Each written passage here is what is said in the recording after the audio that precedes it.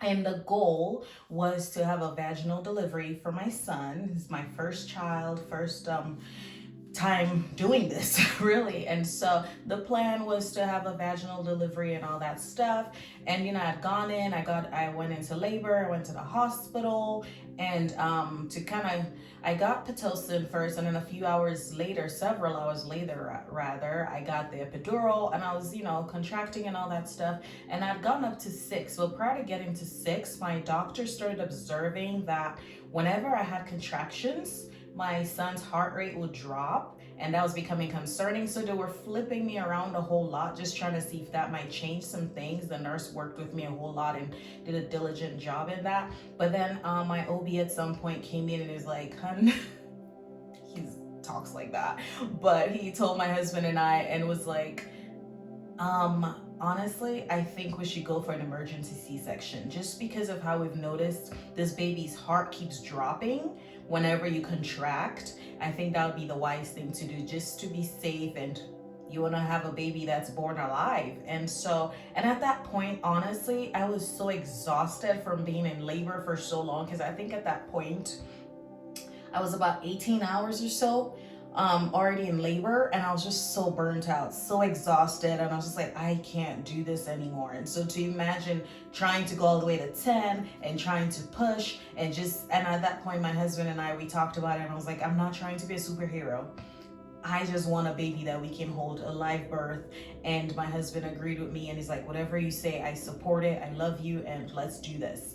And so we decided to just say yes to the emergency C-section. And at that time, I had never had a surgery before. When I got pregnant, honestly, was the first time I had an IV done on me. I had never even had that before. I've been a pretty healthy kid for the most part in my adult life, person in general. And I'd never even broken a bone. I'd sprained an ankle. But so it was a little nerve-wracking to think, oh my goodness, I'm about to have a major surgery right now. And so when I said yes to it, signed some forms while I was still kind of conscious, and signed some forms. And then from nowhere, it's like 10 million people just ascended in our room. And then like people are prepping me, someone shaving me, preparing me. And like, people are moving me from one bed to another bed so they can wheel me to the operating. It was weird, because it was like, at that time I'd only really dealt with one primary nurse, and then my OB would come in once in a while. And then also I think one other nurse, the night nurse, when she came, she checked in and all that stuff. But prior to that, like, it was just like maybe about 3 medical folks we'd seen. And then all of a sudden people are coming from left and right trying to prepare me for surgery. And so that was pretty interesting. And so that I was administered some more epidural because I was going into surgery. And that, honestly, I think going into surgery I was nervous, but I was more terrified about the administering of the epidural. And my husband and I plan to do another video whereby we talk about our birth story and just share details on that, and his experience as my spouse, as my support system. And so we'll be sharing that in a upcoming video. So I'm not going to get too detailed about labor and delivery and all that stuff, but just focus so much more on the C-section portion of this. And on my way being wheeled to the operation and stuff, I was given some kind of fluid. I don't know what the heck it was. I was like, it was a lot going on, and then I got that fluid, and actually I remember throwing up during the surgery. So that's a thing apparently when you're having a C-section. Some people throw up during it. And I remember I was feeling, I just was so uncomfortable and not feeling great. But after I threw up, I felt great. I was like, all right, let's have this baby.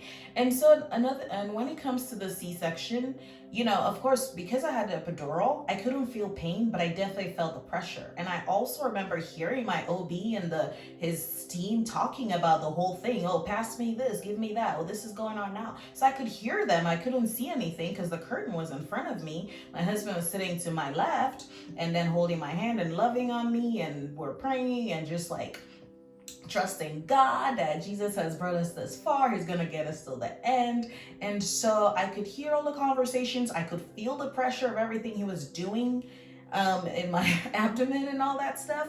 And, whatever this cutting through the 7 layers, what C-section is about. So all that I was conscious for it, which was cool because I couldn't feel the pain, but aware. And so when my son was born, according to my doctor, my husband, actually my son, the cord is wrapped around his neck and his body, which is why, his heart rate was going down because he was having some breathing issues and all that stuff at the time. And as he contracts, the cord was pulling him. And so if we would have tried to push him out, unfortunately I may not have carried my son alive, God forbid. And so it all made sense. And my husband said our son was about blue and purple or so when he came out. And for me, I didn't even see him for maybe at the first hour, because as soon as he was born, because of what was going on, I think he was having some breathing issues, they took him to the next room so quickly. I didn't even get a glimpse of it. I didn't even see a toe.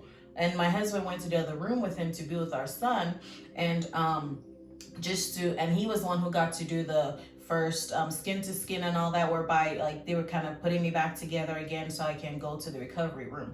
And my son was born at 22 inches long, 8 pounds, 6 ounces. So it's a little big. And so, which all makes sense because I have a tiny frame. And when I was pregnant, I really was mostly belly. I barely gained weight. So it made so much more sense. And I remember after I was wheeled to the other room and then they brought my son over to me, I think maybe about an hour later or so. He was good now, healthy and strong. I got to do my skin to skin and I got to nurse him, breastfeed him and everything. But I did not feel anything because I was so numb. I was like, a whole lot of epidural was still in my system. So I didn't feel when I was nursing him. I barely felt him when I was holding him and all that stuff. And the nurses kind of guided me through it all, and my husband as well.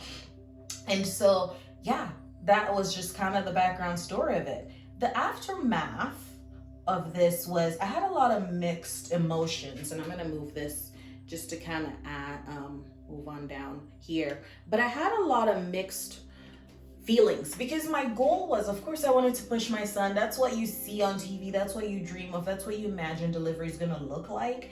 But also, I'm glad that we prioritize the health and safety of our child and my health as well, honestly, too, with respect to the birth. Because it's like I visualize pushing him, I mean, a C-section happens in our family. Some of my family members have had that. I've had some friends who've had that, and it was successful. But also there was a part of me who mourned for a little bit that I never got to have the traditional way of delivery.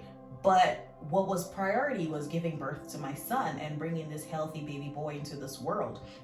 And also with having a C-section now, I know there's some women who get pregnant earlier later on, but for me, one of the advice my doctor gave me is I recommend that wait at least a year before you even consider conceiving again. And so I guess that could be a disadvantage as well. If you have a C-section, you can't just boom within 3 months or 6 months or whatever, just go get pregnant. And in no way am I in a rush to get pregnant again. We're enjoying our 7-month-old. He's amazing. We're just like, we love that we can just fully focus on him and love on him.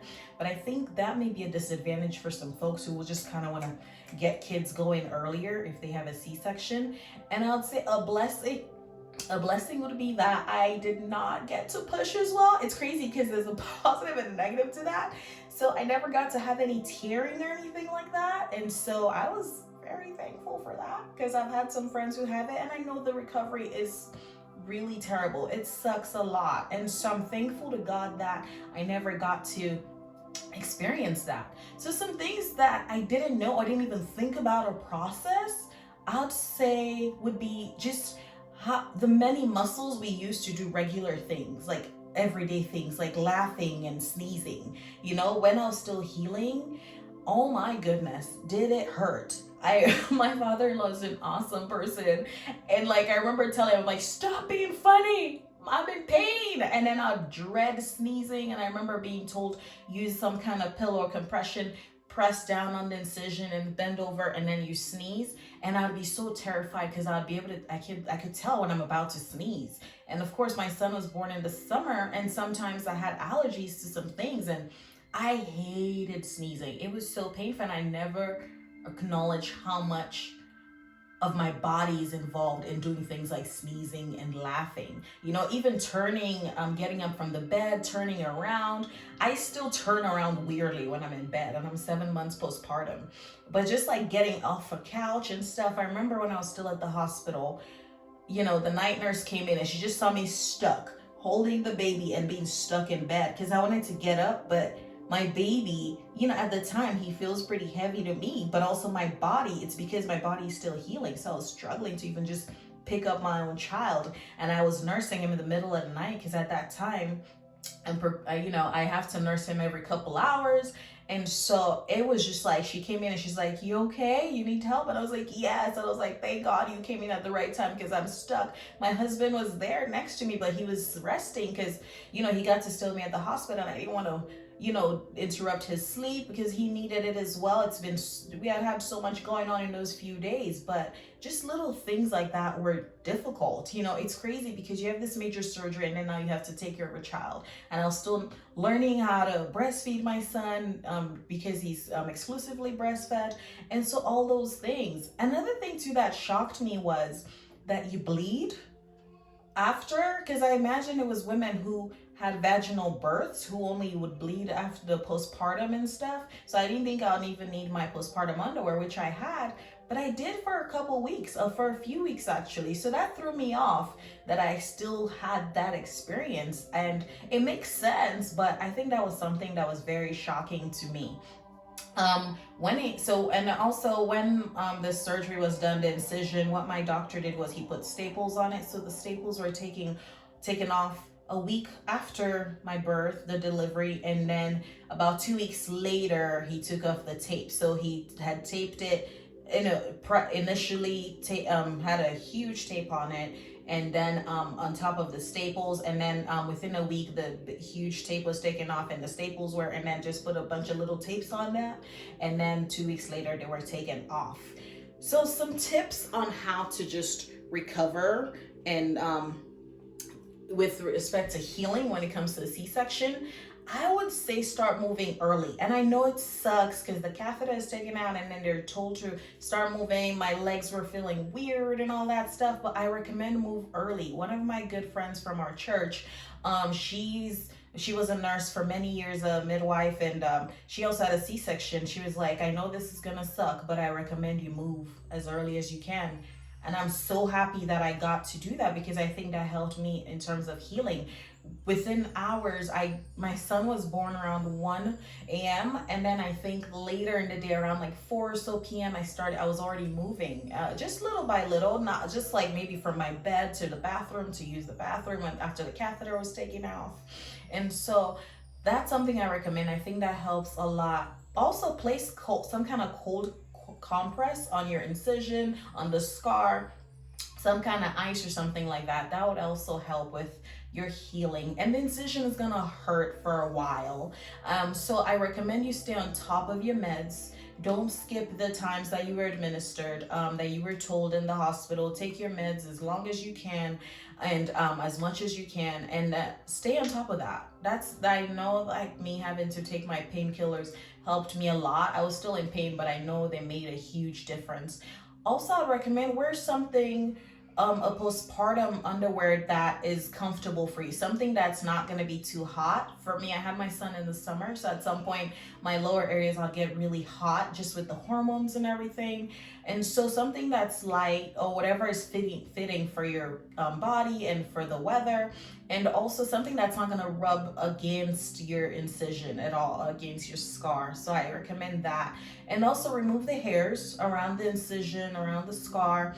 My husband was the one who was shaving me. He still does after all these months, because just to be careful, but he'll shave around the scar and clean it up a little bit. That was something that my OB recommended with doing, just to kind of help with the healing.